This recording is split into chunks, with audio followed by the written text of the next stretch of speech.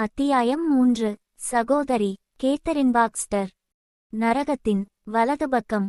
முந்தியிரவை நரகத்தில் கழித்ததால் என்னாலுறங்கவோ சாப்பிடவோ முடியவில்லை. ஒவ்வொரு நாளும் மறுபடியும் நரகத்திலிருப்பது போல் தோன்றியது. என் கண்களை மூடினால் நான் பார்க்க முடிந்ததெல்லாம் நரகம் மட்டுமே. ஆக்கினை அனுபவித்தவர்களின் கூக்குரல்கள் என் செவியை நிரப்பிற்று. ஒரு தொலைக்காட்சி நிகழ்ச்சியை பார்ப்பது போல நான் நரகத்தில் கண்டதும் கேட்டதுமான காரியங்களை மறுபடியும் மறுபடியும் நினைத்து வேதனையை அனுபவித்துக் கொண்டிருந்தேன். ஒவ்வொரு இரவும் நான் நரகத்தில் இருந்தேன். ஒவ்வொரு பகலிலும் இப்பயங்கரமான காரியங்களை உலகத்திற்கு தெரியப்படுத்தும் பொருட்டு பொருத்தமான வார்த்தைகளை கண்டுபிடிக்க அரும்பாடுபட்டு கொண்டிருந்தேன். ஏசப்பா மறுபடியும் என் முன்தோன்றி, இன்றிரவு நாம் நரகத்தின் வலது பக்கத்திற்குள் செல்லிருக்கிறோம். மகளே, நானுன்னோடிருப்பதாலும் உன்னை நேசிப்பதாலும் நீ பயப்படாதே என்றார். அவருடைய கண்களில் அன்பும் கனிவும் நிறைந்திருந்தது. அவருடைய முகமோ துக்கம் தோய்ந்ததாகவும் காணப்பட்டது. நரகத்திலிருந்தவர்கள் தங்களாத்துமாக்களை இழந்து போனாலும் கூட அவரவர்களை அநாதி சிநேகத்தால் நேசித்தார். அவர் என்னை நோக்கி, என் மகளே, நம்பரமபிதா, ஒவ்வொருவருக்கும் தம்மையோ அல்லது சாத்தானையோ சேவிக்கத்தக்க மனதை கொடுத்திருக்கிறார். கடவுள் தன் மக்களுக்காக நரகத்தை உண்டாக்கவில்லை, அது சாத்தானுக்காகவும் அவனுடைய தூதர்களுக்காகவும் உண்டாக்கப்பட்டது. ஒருவராவது கெட்டுப்போவது என்னுடைய விருப்பமோ என் பிதாவின் விருப்பமோ அல்ல என்றார். மனதுருக்கத்தின் கண்ணீர் ஏசப்பாவின் கன்னங்களில் வழிந்தோடிற்று. அவர் மறுபடியும் பேச ஆரம்பித்தார். என் வார்த்தைகளை வருகிற நாட்களில் நான் நரகத்தை காட்டும்போது மறந்து போகாதே. வானத்திலும் பூமியிலும் சகல வல்லமையும் என்னிடம் உள்ளது. அப்பொழுது சில நேரங்களில் நான் உன்னை விட்டு விடுவது போல தோன்றினாலும் கூட நான் உன்னோடுதான் இருக்கிறேன். நாம் எங்கு சென்றாலும் அமைதலோடு பயமின்றி என்னை பின்பற்றி வா என்றார். அநேக நாட்களாக நான் அழுது கொண்டேயிருந்தேன். என் கண் முன்னால் எப்பொழுதும் இருந்து வந்த நரகத்தை என்னாலுதறி தள்ள முடியவில்லை. நான் பெரும்பாலும் எனக்குள்ளேயே அழுதேன். என் ஆவி துக்கத்தோடிருந்தது. நாங்கள் ஒன்றாகச் சென்றோம். அவரை நான் தொடர்ந்து அழுது கொண்டே பின் சென்றேன். நாங்கள் நரகத்தின் வலது பக்கத்தை வந்தடைந்தோம். முன்னால் பார்த்தபோது நாங்கள் வறண்டதும் எரிந்து கொண்டிருந்ததுமான ஒரு பாதையில் செல்வது தெரிந்தது. அசுசியான சூழல் எங்கும் நிறைந்திருந்தது. சாவின் துர்நாற்றமெங்கும் வீசியது. சில நேரங்களில் என் வயிற்றை குழப்பியது. அப்போது ஏசப்பாவின் முகத்திலிருந்து வந்த வெளிச்சத்தையும் ஆங்காங்கே எரிந்து கொண்டிருந்த குழிகளிலிருந்து வந்த வெளிச்சத்தையும் தவிர எங்கும் இருள் சூழ்ந்திருந்ததையே என்னால் காண முடிந்தது. திடீரென்று எல்லா வகை பிசாசுகளும் எங்களை கடந்து சென்றன. குட்டி பிசாசுகள் செல்லும்போது எங்களைக் கண்டு உருமின. எல்லா அளவுகளிலும் எல்லா உருவங்களிலும் இருந்த அத்தீயாவிகள் ஒன்றோடொன்று பேசிக் கொண்டிருந்தன. எங்களுக்கு முன்னால் ஒரு பெரிய பிசாசு சிறிய பிசாசுகளுக்கு போதனை செய்து கொண்டிருந்தது. நாங்கள் கவனிப்பதற்கென நின்றபோது ஏசப்பா என்னிடம், நம் கண்ணுக்குத் தெரியாத ஒரு பெரிய அசுத்தாவிகளின் சேனையும் உள்ளது. இங்கு பல்வேறு வியாதிகளுக்கு காரணமான தீய ஆவிகளாகிய பிசாசுகளும் உண்டு என்றார். பெரிய பிசாசுகள் குட்டி பிசாசுகளை நோக்கி, போங்கள், போய் அநேக தீமைகளைச் செய்யுங்கள், இல்லங்களை உடைத்து குடும்பங்களை அழியுங்கள், இளைத்த பலவீனமான கிறிஸ்தவர்களை நெறிவழுவச் செய்யுங்கள், தவறான போதகத்தால் எத்தனை பேரை வழிவிலகச் செய்ய முடியுமோ அத்தனை பேரையும் பாதை தவறச் செய்யுங்கள். நீங்கள் திரும்பி வந்தபின் உங்கள் வெகுமதியை பெற்றுக்கொள்ளலாம் என்றன. மேலும் அவை உண்மையாகவே இயேசுவை தங்கள் சொந்த இரட்சகராக ஏற்றுக்கொண்டவர்களை குறித்து மிகவும் கவனமாயிருக்க மறவாதிருங்கள். உங்களை வெளியில் துரத்த அவர்களுக்கு வல்லமை உண்டு, எனினும் அதை அவர்கள் அறியாதிருக்கிறார்கள். ஆகவே முற்றுப்புள்ளி. பூமியெங்கும் செல்லுங்கள். ஏற்கனவே எனக்கென்று நிறைய பேர் அங்கு உண்டு. மேலும் பலரையும் அனுப்ப இருக்கிறேன். நாம் வானமண்டல சக்தியையும் அந்தகார பிரபுவையும் சேவிக்கிறவர்கள் என்பதை ஞாபகம் வைத்துக் கொள்ளுங்கள் என்றன. இதை கேட்டதும் அத்தீயுருவங்கள் மேலெழும்பி நரகத்தின் வெளியே பறந்து சென்றன. நரகத்தின் வலது பக்கத்தின் உச்சியிலிருந்த கதவுகள் அவைகளை வெளியில் அனுமதிக்க திறந்து வேகமாக மூடின. நாங்கள் உள்ளே வந்த சுரங்கப்பாதை வழியே சில வெளியில் பறந்து சென்றன. இத்தீய சக்திகளின் தோற்றத்தை நான் இப்போது விவரிக்கப் போகிறேன். பேசிக்கொண்டிருந்த அவ்வுருவம் ஒரு முழு வளர்ச்சியடைந்த கருங்கரடியளவு மரக்கலரிலிருந்தது. அதன் தலை வெளவால் தலை போன்றும் முடியடர்ந்திருந்த முகத்தினுள்ளே தள்ளியமைந்த கண்களுமிருந்தன. முடி நிறைந்தகைகள் இருபுறமும் தொங்கின. அதன் முகத்திலிருந்த முடியினுள்ளிருந்து பற்கள் வெளியே நீட்டிக் கொண்டிருந்தன. மற்றொன்று சிறியதாக ஒரு குரங்களவிற்கு இருந்தது. அதற்கு நீண்ட கரங்களும் உடல் முழுவதும் ரோமமடர்ந்தும் இருந்தது. அதன் முகம் சிறியதாயும் மூக்கு கூர்மையானதாயும் இருந்தது. என்னால் அதன் கண்கள் எங்கிருந்தன என கண்டுபிடிக்க முடியவில்லை. இன்னொன்று தலை பெருத்ததாயும் பெரிய காதுகளும் நீண்ட வாலும் கொண்டதாயும் வழவழப்பான தோலும் உடையதாயிருந்தது. இப்பிசாசுகள் மற்றும் தீயாவிகளின் தோற்றமும் அவற்றிலிருந்து வந்த பயங்கரமான நாற்றமும் என் வயிற்றை குமட்டின. நான் பார்த்த இடமெல்லாம் பிசாசுகளும் பேய்களுமே காணப்பட்டன. இப்பிசாசுகளில் பெரியவைகளெல்லாம் தங்கள் கட்டளைகளை சாத்தானிடமிருந்து நேரடியாக பெற்றன என்பதை இயேசப்பாவிடமிருந்து அறிந்தேன். இயேசப்பாவும் நானும் அப்பாதை வழியே நடந்து சென்று மற்றொரு குழியருகில் சென்றோம். வேதனை மிக்க அலறல்களும் மறக்க முடியாத துக்கம் நிறைந்த குரல்களும் எங்கும் கேட்டன. இயேசப்பா, அடுத்து என்னவோ என நான் நினைத்தேன். சில தீஜீவன்களை நாங்கள் கடந்து சென்ற போதிலும் அவை எங்களை பார்த்தாக தெரியவில்லை. அடுத்து தீயும் கந்தகமும் எரிகிற ஒரு குழியை சென்றடைந்தோம். இந்த குழியில் பெரிய சரீரக்கட்டுடைய மனிதனிருந்தான். அவன் சுவிசேஷத்தை பிரசங்கித்துக் கொண்டிருப்பதை நான் கேட்டேன். இயேசப்பா எப்பொழுதும் எண்ணங்களை அறிந்திருக்கிறபடியால் ஆச்சரியத்தோடு அவர் என்ன சொல்லப் போகிறாரோ என்று அவரை நோக்கினேன். அவர் கூறினார், இம்மனிதன் பூமியிலிருந்தபோது ஒரு சுவிசேஷ பிரசங்கியாகிருந்தான். ஒரு காலத்தில் உண்மையை பேசி என்னை சேவித்து வந்தான் என்றார். இவன் இங்கே நரகத்தில் என்ன செய்து கொண்டிருக்கிறான் என்று ஆச்சரியப்பட்டேன். அவன் சுமார் 6 அடி உயரமும் கல்லறையின் சாம்பல் நிறமும் அசுத்தமுமாயிருந்தெலும்பு கூடும் உடையவனாயிருந்தான். அவனாடையின் சில பகுதிகள் இன்னும் அவன்மேல் தொங்கிக் கொண்டிருந்தன. நரகத்தீ இன்னும் எப்படி விட்டது என நான் ஆச்சரியப்பட்டேன். எரிந்து கொண்டிருந்த மாமிசம் இன்னும் எலும்புக்கூட்டிலிருந்து தொங்கிக் கொண்டிருந்தது. அவன் மண்டையோடு இன்னும் எரிகிறதாக காணப்பட்டது. அவனிலிருந்து ஒரு பயங்கர நாற்றம் வந்து கொண்டிருந்தது. அவன் தன் கைகளில் ஒரு புத்தகத்தை விரித்து வைத்திருப்பது போன்ற ஒரு பிரம்மையோடு கைகளை விரித்து அதிலிருந்து வேதத்தை வாசிக்க ஆரம்பித்தான். நரகத்தில் எல்லா உணர்வுகளும் செயல்பாடும் பூமியிலிருப்பதை விட அதிகமாகவே செயல்படும் என இயேசப்பா கூறியதை நினைவுகூர்ந்தேன். அம்மனிதன் வேத பகுதிக்கு பின்பகுதியாக படித்ததை நான் கண்டு அது நன்றாயிருந்தது என்று நினைத்தேன். இயேசப்பா அன்பு கலந்த குரலில் அம்மனிதனிடம், இறையாதே, அமைதலாயிரு என்றார். உடனே அம்மனிதன் பேசுவதை நிறுத்திவிட்டு இயேசப்பாவை காணும்படியாய் மெதுவாக திரும்பினான். அம்மனிதனுடைய ஆத்துமா அவ்வெலும்பு கூட்டுக்குள் இருப்பதைக் கண்டேன். அவன், கர்த்தாவே, இப்பொழுது நான் சுவிசேஷத்தை எல்லோருக்கும் பிரசங்கிப்பேன். இப்பொழுதே கர்த்தாவே, நான் மற்றவர்களிடம் சென்று இவ்விடத்தைப் பற்றிச் சொல்ல ஆயத்தமாயிருக்கிறேன். நான் பூமியிலிருந்த காலத்தில் நரகமென்று ஒன்றிருந்ததையும் நீர் திரும்ப வருவீரென்பதையும் நம்பவில்லை. மக்கள் கேட்க விரும்பியது அதுதான். எனவே என் சபையிலிருந்த மக்களிடம் உண்மையை நான் மறைத்து விட்டேன். உம்மை விட்டு அநேகர் வழி விலகி போவதற்கு நான் காரணமாயிருந்தேன் என்றும், ஏழைகளையும் கீழ்ஜாதியினரையும் நான் வெறுத்தேன். பரலோகத்தைப் பற்றியும் எது தவறு எது சரி என்பதைப் பற்றியும் நானே சொந்தமாக சட்டதிட்டங்களை உண்டாக்கிக் கொண்டேன். அநேகரை வழிவிலகச் செய்தேன்.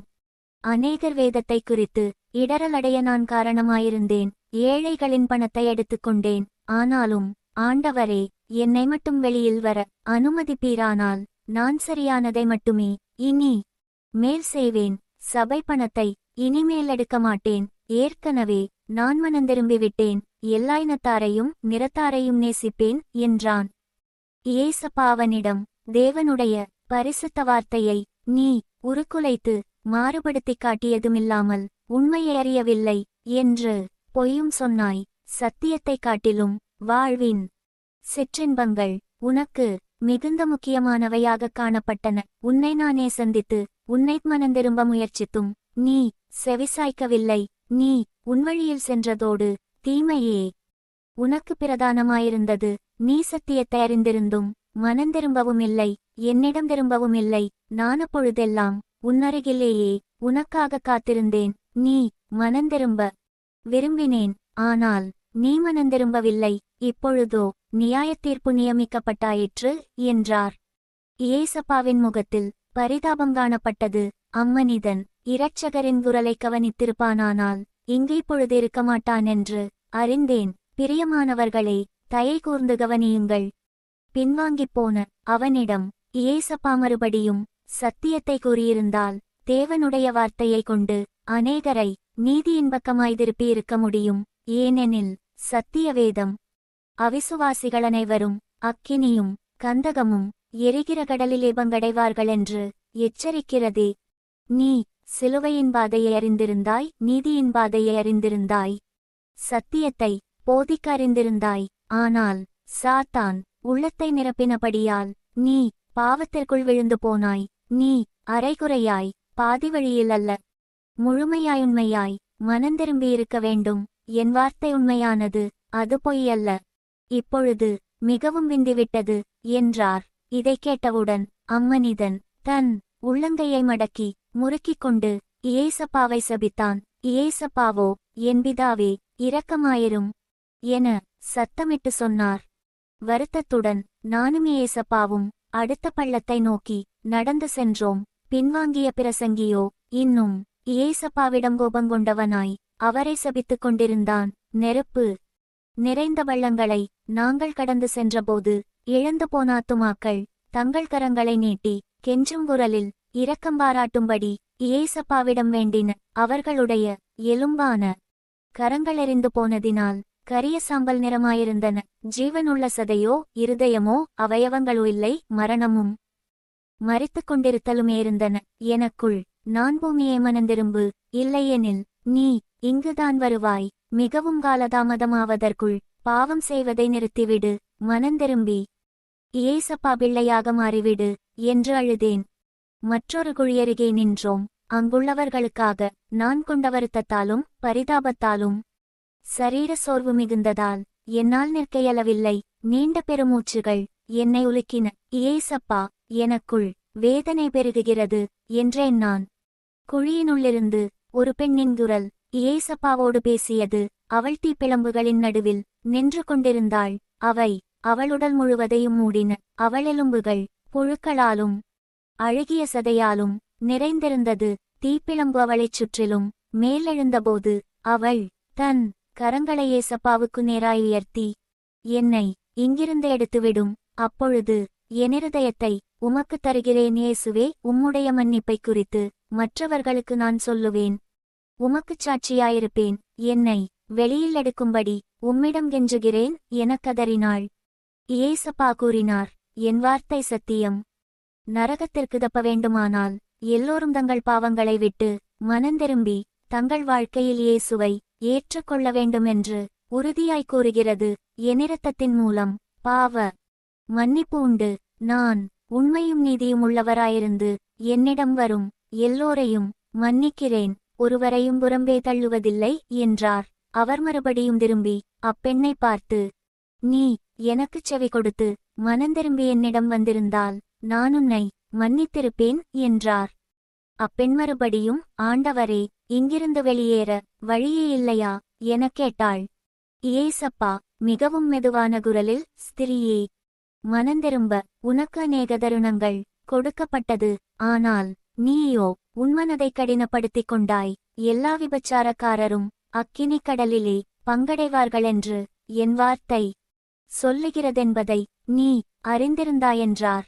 இயேசப்பா என் பக்கம் திரும்பி, இப்பெண் அநேக மனிதர்களோடு பாவமான தொடர்பு கொண்டு அநேக குடும்பங்கள் உடைந்து போகவும் சீரழியவும் காரணமாயிருந்தாள். இவையெல்லாவற்றின் மத்தியிலும் அவளை நான் நேசித்தேன். அவளிடம் அநேக தடவை மனமிறங்கி இரட்சிப்பதற்கென்று வந்தேன். என்னுடைய அநேக ஊழியக்காரர்களை அவள் தன் தீய வழிகளை விட்டு மனந்திரும்ப வேண்டுமென்று அவளிடம் கூறனுப்பினேன்.